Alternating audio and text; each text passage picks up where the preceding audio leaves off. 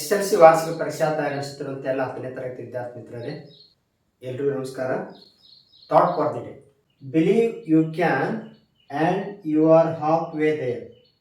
ನೀವು ಯಾವುದೇ ಗುರಿ ಇಟ್ಕೋರಿ, ಯಾವ ಕನಸಾದರೂ ಇಟ್ಕೋರಿ, ಫಸ್ಟ್ ನೀವು ಆ ಗುರಿ ಒಳಗೆ, ಆ ಕನಸೊಳಗೆ ನೀವು ಗ್ಯಾರಂಟಿ ಸಕ್ಸಸ್ ಆಗ್ತೀರಿ ಅನ್ನುವಂಥ ಬಲವಾದ ನಂಬಿಕೆ ನಿಮ್ಮ ಮೇಲೆ ನಿಮಗಿರ್ಬೇಕು.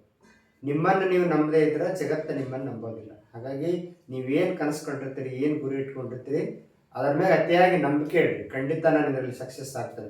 ನಂಬಿಕೆ ಭಾಳ ಒಳ್ಳೆ ಕೆಲಸವನ್ನು ಮಾಡ್ತೈತಿ, ನಿಮಗೆ ಗೆಲುವನ್ನು ತಂದು ಕೊಡ್ತೈತಿ. ಅದಕ್ಕೋಸ್ಕರ ಯಾವ ಕೆಲಸ ಆದರೂ ಮಾಡಿರಿ, ಅದನ್ನು ನಂಬಿಕೆಯಿಂದ, ಆತ್ಮವಿಶ್ವಾಸದಿಂದ ಮಾಡಿದ್ರೆ ನಿಮಗೆ ಗೆಲುವು ಕಟ್ಟಿಟ್ಟಗುತ್ತೆ ಅಂತ ಹೇಳ್ತಾ ಇವತ್ತಿನ ತರಗತಿಯನ್ನು ಪ್ರಾರಂಭ ಮಾಡ್ತಾ ಇದ್ದೀವಿ. ಹಿಂದಿನ ತರಗತಿಯಲ್ಲಿ ಅಭ್ಯಾಸ 3.2ದಲ್ಲಿರೋ ಸಮಸ್ಯೆಯನ್ನು ಬಿಡಿಸ್ತಾ ಇದ್ವಿ. ಆದೇಶ ವಿಧಾನದಿಂದ, ಅಂದರೆ ಎರಡು ಚರಾಕ್ಷರಗಳ ರೇಖಾತ್ಮಕ ಸಮೀಕರಣದ ಜೋಡಿಗಳನ್ನು ಆದೇಶ ವಿಧಾನದಿಂದ ಬಿಡಿಸ್ತಾ ಇದ್ವಿ. ಅದರ ಮುಂದುವರಿದ ಭಾಗವನ್ನು ನೋಡೋಣ.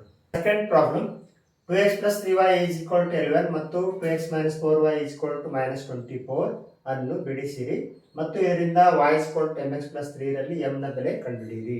ಮೊದಲಿಗೆ ಇವೆರಡು ಸಮೀಕರಣ ನಾವು ಆದೇಶ ವಿಧಾನದಿಂದ ಬಿಡಿಸೋಣ. ತದನಂತರ ನಮಗೆ ಏನು ಸಿಗುತ್ತಂದ್ರೆ x ಮತ್ತು y ಬೆಲೆ ಸಿಗ್ತದೆ. x ಮತ್ತು y ಬೆಲೆ ಸಿಕ್ಕ ಮೇಲೆ y is equal to mx plus 3 ದೊಳಗೆ ನಾವು x ಮತ್ತು y ಬೆಲೆ ತುಂಬಿಬಿಟ್ರೆ m ಬೆಲೆ ಸುಲಭವಾಗಿ ಸಿಗ್ತದೆ. ಒಟ್ಟಿಗೆ ಎರಡು ಸಮೀಕರಣ ಬರ್ಕೊಳ್ಳೋಣ.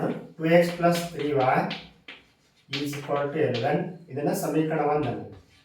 Next 2x minus 4y is equal to minus 24 is equal to 2. ಎರಡನೇ ಸಮೀಕರಣ ಅಂತ ತಗೊಳ್ಳಿ. ಈಗ ಆದೇಶ ವಿಧಾನ ಅಂದ್ರೆ ಏನು? ಒಂದನೇ ಸಮೀಕರಣವನ್ನ x ಅಥವಾ y ಬೆಲೆ ಕಂಡುಹಿಡಿಯೋ ರೂಪದಲ್ಲಿ ಬರ್ಕೋಬೇಕು. ತದನಂತರ ಅದನ್ನ ಸಮೀಕರಣ 2ರಲ್ಲಿ ಆದೇಶ ಮಾಡಿ ಸುಲಭೀಕರಿಸಿ ಒಂದು x ಅಥವಾ y ಬೆಲೆ ಸಿಗ್ತೈತಿ. ಅದನ್ನ ತಗೊಂಡು ಬಂದು ಏನು ಮಾಡೋದು, ಸ್ಟಾರ್ಟಿಂಗ್ y ಅಥವಾ x ಬೆಲೆ ರೂಪದಲ್ಲಿ ಬರ್ದಿರ್ತಲ್ಲ, ಅದರೊಳಗೆ ಬೆಲೆ ತುಂಬಿಟ್ರೆ ನಮ್ಗೆ ಮತ್ತೊಂದು ಚರಾಕ್ಷರ ಬೆಲೆ ಸಿಗ್ತದೆ. ಒಂದನೇ ಸಮೀಕರಣ ನೋಡ್ರಿ, 2x plus 3y is equal to 11. ಇದು ನಾನು y ಬೆಲೆ ಕಂಡುಹಿಡಿಯೋ ರೂಪದಲ್ಲಿ ಬರೀತೀನಿ. ಅಂದ್ರೆ 3y ಇಲ್ಲೇ ಇರಲಿ, 11 ಬಲಗಡೆ ಐತಿ, ಪ್ಲಸ್ 2x ಬಲಗಡೆ ಕಳಿಸಿ ಮೈನಸ್ 2x ಆಯ್ತು. 3 y ಜೊತೆ ಗುಣಿಸ್ತೈತಿ, ಈ ಕಡೆ ಕಳಿಸಿ ಭಾಗಿಸ್ತೈತಿ. y is equal to 11 minus 2x divided by 3. ಈಗ ಏನು ಮಾಡೋದು, y ಬೆಲೆನ ಸಮೀಕರಣ 2ರಲ್ಲಿ ಆದೇಶಿಸಲಾಗಿದೆ. ಎರಡನೇ ಸಮೀಕರಣ ಆಸ್ ಇಟ್ ಈಸ್ ಬರೆಯೋಣ.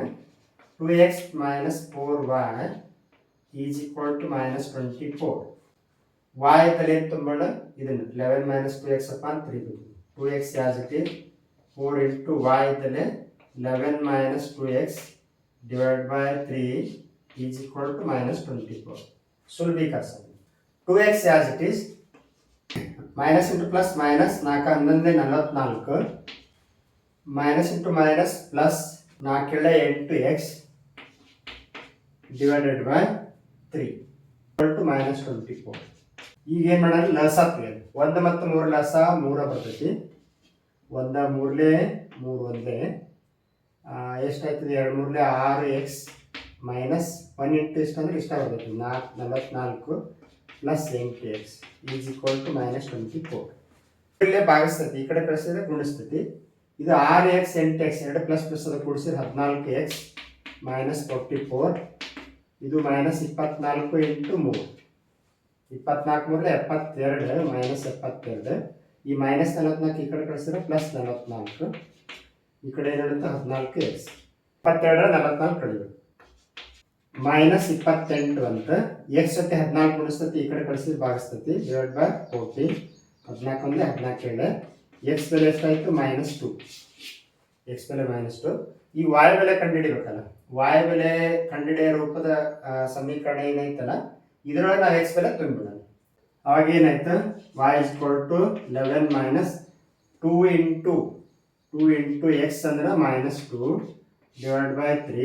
this implies ಸುಲಭೀಕರಿಸೋಣ. ಈಗ 11 minus into minus plus 2 4, 11 4 15, 15 upon 3, 15 3 ಭಾಗಿಸಿದ್ರೆ 5, 3 15. ಹಾಗಾಗಿ ಎಕ್ಸ್ ಬೆಲೆ ಮೈನಸ್ 2, y ಬೆಲೆ 5. ಎಕ್ಸ್ ಬೆಲೆ ಮೈನಸ್ 2 ಇಟ್ರೆ ಮೈನಸ್ 2 ಇಂಟು 2 ಮೈನಸ್ 4, ಮೈನಸ್ 4 ಇದು 5 15, 15ರಾಗ 4 ಕಳೆದ್ರೆ 11 ಕರೆಕ್ಟ್ ಬರ್ತದೆ. ಅಂದ್ರೆ ನಾವು ಕಂಡುಹಿಡಿದು ಕರೆಕ್ಟ್ ಆಯ್ತು ಅಂತ. ಇಷ್ಟು ಕಂಡುಹಿಡಿದಾದ್ಮೇಲೆ ಇನ್ನೊಂದು ಕೆಲಸ ಐತಿ, ಏನಂದ್ರೆ y is equal to mx plus 3 ಇದರಲ್ಲಿ x ಮತ್ತು y ಬೆಲೆ ತುಂಬ ಇಷ್ಟು ಬರ್ಕೊಂಡು ಮುಂದಿನ ಮಾಡಿ. ಇದು y is equal to mx plus 3 ಅಂತ ಕೊಟ್ಟಿದ್ರೆ ಇಲ್ಲಿ y ಇದ್ದಲ್ಲೇ 5, x ಇದ್ದಲ್ಲಿ -2 ತುಂಬಿದ್ವಿ, 3 ಇದ್ದಲ್ಲಿ 3 ಸುಲಭೀಕರಿಸಲಿ. 5 ಆಸ್ ಇಟ್ ಈಸ್ ಇದೆ, plus into minus minus m into 2m plus 3. ಇವಾಗ 5 ಇಲ್ಲೇ ಇರಲಿ, ಪ್ಲಸ್ 3 ಈ ಕಡೆ ಕಳಿಸಿದ್ರೆ -3 ಆಯ್ತು. ಇಲ್ಲೇನು ಉಳಿತು -2m ಉಳಿತು. ಇದು ಒಂದು ಪ್ಲಸ್ ಒಂದು ಮೈನಸ್ ಐತಿ, ಕಳಿಬೇಕು. 5ರ 3 ಕಳೆದ್ರೆ 2, ಈ -2 m ಜೊತೆ ಗುಣಿಸ್ತೈತಿ, ಈ ಕಡೆ ಕಳಿಸಿದ್ರೆ ಭಾಗಿಸ್ತೈತಿ, -2 ಈ ಕಡೆ ಏನು ಉಳಿತು m ಉಳಿತು. 2 get cancel, plus upon minus ಅಂದ್ರೆ -1 ಉಳಿತೈತಿ. m is equal to -1. ಈ ಥರ ಸುಲಭವಾಗಿ ಕಂಡುಹಿಡಿಬೋದು. ಅಭ್ಯಾಸ 3.2 ಒಳಗೆ ಥರ್ಡ್ ಮೇನ್ದ ಇರುವಂಥ ಪ್ರಾಬ್ಲಮ್ಸ್.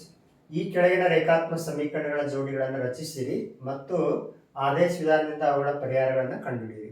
ಫಸ್ಟ್ ಆ ಸಮಸ್ಯೆಗೆ ನಾವು 2 ರೇಖಾತ್ಮಕ ಸಮೀಕರಣ ರಚಿಸಬೇಕು, ತದನಂತರ ಅದನ್ನು ಆದೇಶ ವಿಧಾನದಿಂದ ಬಿಡಿಸಬೇಕು. ಒಂದೇದು ನೋಡಿದಾಗ 2 ಸಂಖ್ಯೆಗಳ ವ್ಯತ್ಯಾಸ 26 ಮತ್ತು ಒಂದು ಸಂಖ್ಯೆ ಇನ್ನೊಂದರ 3ರಷ್ಟಿದೆ.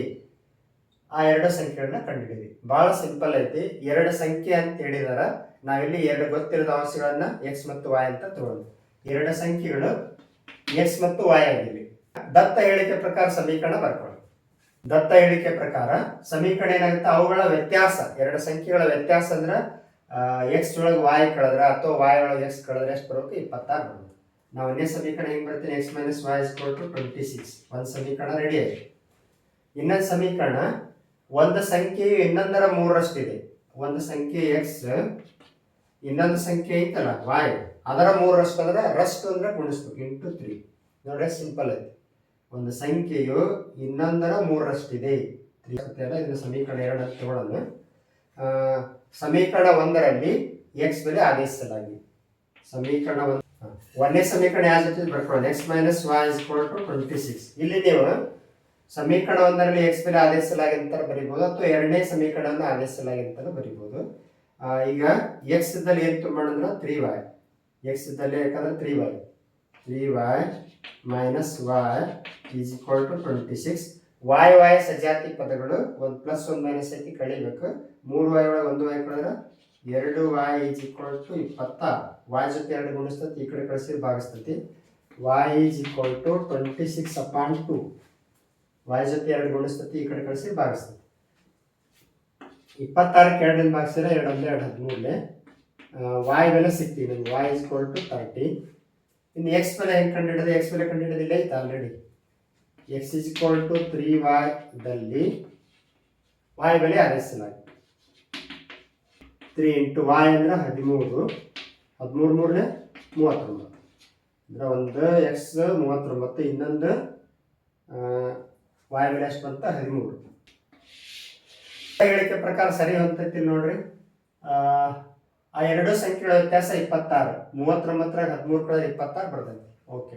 ಒಂದು ಸಂಖ್ಯೆ ಇನ್ನೊಂದರ 3ರಷ್ಟಿದೆ ನೋಡಿ. ಒಂದು ಸಂಖ್ಯೆ ಇನ್ನೊಂದರ 3ರಷ್ಟು, 13 - 3 39. ಅಂದ್ರೆ ನಾವು ಕಂಡುಹಿಡಿದು ಕರೆಕ್ಟ್ ಐತೆ ಅಂತ ಅರ್ಥ. ಹಾಗಾಗಿ ಆ 2 ಸಂಖ್ಯೆಗಳು 39 ಮತ್ತು 13 ಆಗಿವೆ.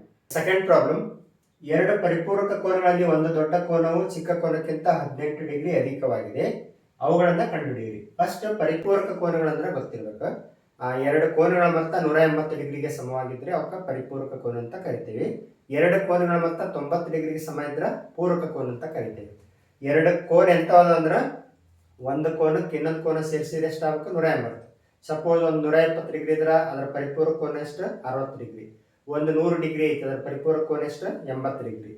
ಅಂಥವು 2 ಕೋನ ಅದಾವು. ಅದರೊಳಗೆ ಒಂದು ಸಮೀಕರಣ ಸಿಕ್ಬಿಡ್ತೈತೆ ನಮಗೆ. ಯಾಕಂದ್ರೆ 2 ಕೋನ ಕೂಡಿಸಿದ್ರೆ 180 ಅಂತ ಬರೆದು ಬಿಟ್ರೆ ನಮಗೆ ಒಂದು ಸಮೀಕರಣ ಸಿಕ್ತದೆ. ಇನ್ನೊಂದು ಹೇಳಿಕೆ, ದೊಡ್ಡ ಕೋನವು ಚಿಕ್ಕ ಕೋನಕ್ಕಿಂತ 18 ಡಿಗ್ರಿ ಅಧಿಕವಾಗಿದೆ. ಅದರದಾಗ ಒಂದು ಸಮೀಕರಣ ಸಿಗುತ್ತೆ. 2 ಸಮೀಕರಣ ಸಿಕ್ಕ ಮೇಲೆ ಆದೇಶದಂತ ಸುಲಭವಾಗಿ ಮಾಡ್ಬೋದು. 2 ಕೋನಗಳು x ಮತ್ತು y ಆಗಿರಲಿ.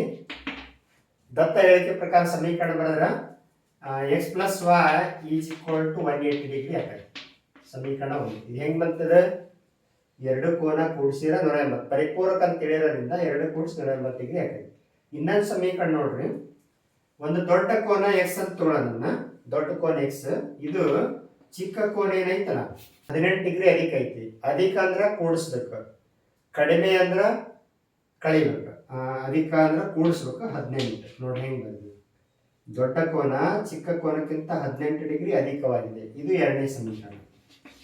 ಈಗ ಸಮೀಕರಣ 1ರಲ್ಲಿ ಸಮೀಕರಣ 2 ಆದೇಶಿಸಲಾಗಿ ಒಂದೇ ಸಮೀಕರಣ ಆಸ್ ಇಟ್ ಇಸ್ ಬರೆಯೋಣ x plus y is equal to 180. x ದಲ್ಲಿ ಏನು ತುಂಬಾನು y ಪ್ಲಸ್ 18 ತುಂಬಾನು. ಯಾಕಂದ್ರೆ x ದಲ್ಲಿ ಈ ಒಂದೇ ಸಮೀಕರಣದೊಳಗ ಎರಡನೇ ಸಮೀಕರಣ ಆದೇಶ ಮಾಡಾಗುತ್ತೆ. ಎರಡನೇ ಸಮೀಕರಣ ಆದೇಶ ಮಾಡೋದಂದ್ರೆ x ಇದ್ದಲ್ಲಿ y ಪ್ಲಸ್ 18 ತುಂಬೋದು. x ಇದ್ದಲ್ಲಿ y plus 18 plus y is equal to 180. y ಸಜಾತಿ ಪದಗಳು 1y 2y ಇಲ್ಲಿ ಬಲಭಾಗದಲ್ಲಿ 180 ಐತಿ. ಪ್ಲಸ್ 18 ಬಲಗಡೆ ಕಳಿಸಿದ -18 ಆಯಿತು. 62 ಅಂದ್ರೆ y ಈಸ್ ಈಕ್ವಲ್ ಟು 162. 2 ಗುಣಿಸ್ತೈತಿ, ಈ ಕಡೆ ಕಳಿಸಿದ ಭಾಗಿಸ್ತೈತಿ. 2 ಒಂದೇ 2 ಎಂಟ್ಲೆ 16, 2 ಒಂದೇ y ಈಸ್ ಈಕ್ವಲ್ ಟು ಏನಾಯಿತು 81 ಡಿಗ್ರಿ ಆಯಿತು. ಈಗ ಇನ್ನೊಂದು ಕೋನ ಕಂಡುಹಿಡಿಯಬೇಕಲ್ಲ, x ಅಂದ್ರೆ ಇಲ್ಲೇ ಐತಿ. ಸಮೀಕರಣ 2ರಲ್ಲಿ y ಬೆಲೆ ಆದೇಶಿಸಲಾಗಿದೆ. ಎರಡನೇ ಸಮೀಕರಣ ಆಸ್ ಇಟ್ ಇಸ್ ಬರ್ಕೊಳ್ಳೋಣ. x is equal to y plus 18 degree. x is equal to y ಅಂದರೆ 81 ಪ್ಲಸ್ 18 ಎಷ್ಟಾಯ್ತು? 81 8 89 99 ಡಿಗ್ರಿ. ಇದು x, y ಅಂದ್ರೆ 81 ಡಿಗ್ರಿ. ಎರಡು ಕೋನ ಕೂಡಿಸಿದ್ರೆ ನೋಡ್ರಿ ಎಷ್ಟಾಗುತ್ತಾ? 99 100 100 180 ಆಯ್ತು. ಅಂದ್ರೆ ಎರಡು ಸೇರಿ ಪರಿಪೂರಕ. ಒಂದು ಕೋನ ಇನ್ನೊಂದಕ್ಕಿಂತ 18 ಡಿಗ್ರಿ ಅದಕ್ಕಾಯ್ತು. ಕರೆಕ್ಟ್ ಆಯ್ತು. 81ಕ್ಕೆ 18 ಕೊಡಿಸಿದ್ರೆ 99 ಆಗುತ್ತೆ. ಪ್ರತಿಯೊಂದು ಸಮಸ್ಯೆನೂ ಕೂಡ ಈ ತರ ಸಮೀಕರಣ ಬರ್ಕೊಂಡು ತದನಂತರ ನೀವು ಆದೇಶದಿಂದ ಬಿಡಿಸಬೇಕು. ಇವಿಷ್ಟು ಸಮಸ್ಯೆನ ಬಿಡಿಸಿ ಪ್ರಾಕ್ಟೀಸ್ ಮಾಡಿ. ಮುಂದಿನ ವಿಡಿಯೋದಲ್ಲಿ ಅಭ್ಯಾಸ 3.2 ಥರ್ಡ್ ಬಿಂದಲ್ಲಿರುವಂಥ ಮುಂದುವರಿ ಸಮಸ್ಯೆಯನ್ನು ಬಿಡಿಸೋಣ. ಇಲ್ಲಿಗೆ ಈ ವಿಡಿಯೋ ಪಾಠ ಮುಗಿಸ್ತಾ ಇದ್ದೀವಿ. ಧನ್ಯವಾದ.